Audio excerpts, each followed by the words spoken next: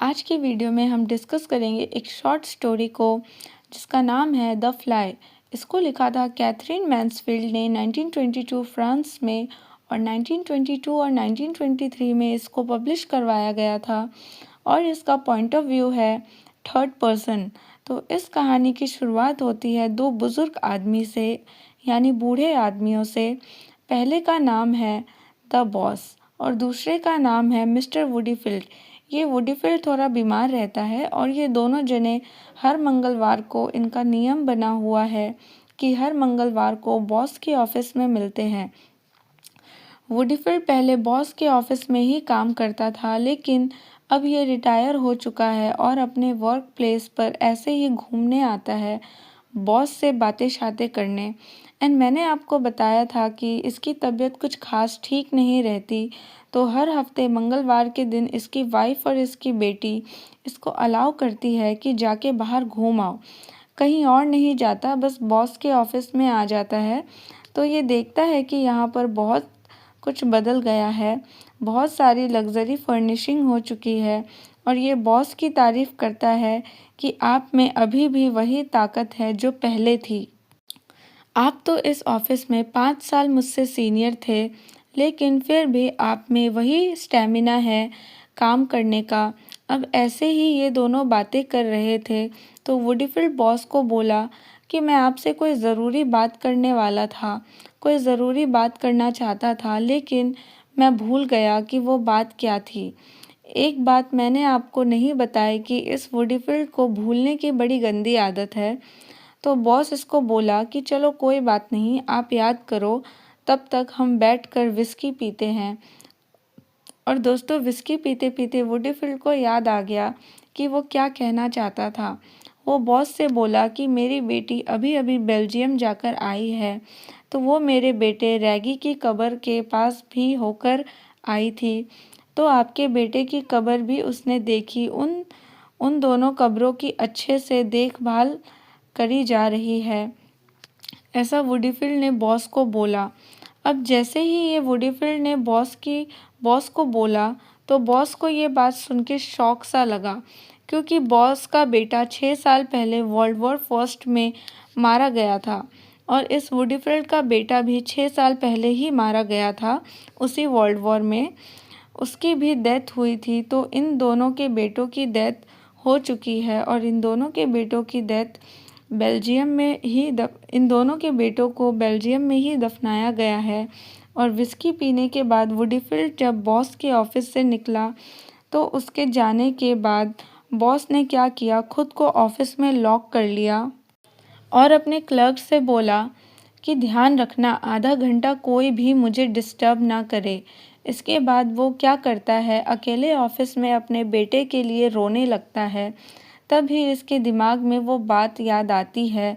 इसने तय किया था, ये पहले ही अपने बेटे की मौत पर 6 साल से बहुत रो चुका है और इसने तय किया था कि वो अब दुनिया के सामने बिल्कुल नहीं रोएगा। तभी इसने अकेले में ऑफिस बंद किया है और रोने जा ही रहा होता है। वो याद करता है कि कैसे उसने अपने बेटे के लिए इतना बड़ा बिजनेस सेट किया था कि जब उसका बेटा इस बिजनेस को संभालने लायक हो जाएगा तो वो उसे ये बिजनेस दे देगा। लेकिन उसके जवान बेटे की जवान मौत ने सब कुछ तबाह कर दिया। फिर वो अपने बेटे की फ़ोटोग्राफ को देखने लगा, वो इमोशनल हो गया उसको देखकर। तभी इसका ध्यान बट गया। कैसे? तभी इसने क्या देखा कि एक मक्खी उसके इंक पॉट, जो इंक पॉट होता है जिसमें स्याही डालते हैं, उसमें डूब रही थी। तो इसने क्या किया, एक पेन लिया और उस मक्खी को पेन से बाहर निकाल दिया उस इंक पॉट से और एक ब्लोटिंग पेपर पर उसको रख दिया और उसको देखने लगा। अब वो मक्खी क्या कर रही थी, बड़ी मेहनत करके अपने शरीर पर लगी हुई इंक को साफ कर रही थी अपने पंखों से, अपने फेस से। अब जब उसके पंखों से, उसके फेस से इंक साफ हो गई, तो वो इंक साफ करके उड़ने ही वाली थी कि बॉस ने क्या किया, एक बड़ी सी बूंद उस मक्खी पर फिर से पटक दी, ये चेक करने के लिए कि अब मक्खी क्या करेगी। तो बॉस ये देखकर बड़ा इम्प्रेस हुआ कि वो मक्खी बड़ी हिम्मत के साथ फिर से उस पेपर पर आगे बढ़ते बढ़ते खुद को साफ करती जा रही थी। अब की बार भी जब उस मक्खी की इंक साफ हो गई तो बॉस ने क्या किया, एक बार फिर से उस पर इंक डाली। दोस्तों, इस बार भी उस मक्खी ने खुद को साफ करने की कोशिश की बड़ी हिम्मत के साथ, लेकिन अनफॉर्चुनेटली वो मर गई। इस बार वो मर गई, वो हिल नहीं रही थी। तो बॉस ने क्या किया, उस कागज़ को और उस मक्खी को उठाकर डस्टबिन में डाल दिया और अपने क्लर्क को अंदर बुलाया और कहा, मेरे लिए एक नया ब्लॉटिंग पेपर लेकर आओ। उसका क्लर्क वहाँ से चला गया।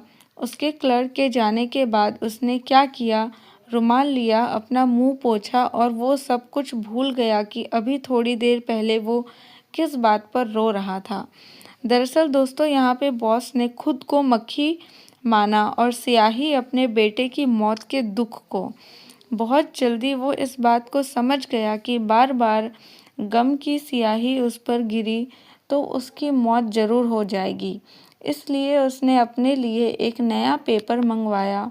और दोस्तों, इस कहानी में एक और चीज़ बताई है, टाइम को एक ग्रेट हीलर बताया गया है। हीलर मतलब जो ज़ख्मों को भरता है। टाइम ज़ख्मों को भर ही देता है। कितनी भी कितना भी बड़ा ज़ख्म हो, कितना भी बड़ा घाव हो, टाइम उसको भर ही देता है। और दोस्तों, यही थीम है इस कहानी की और इसी के साथ ये कहानी ख़त्म होती है। अगर आपको मेरी वीडियो पसंद आई तो please like, share and comment करें और चैनल को सब्सक्राइब करें। And thank you for watching.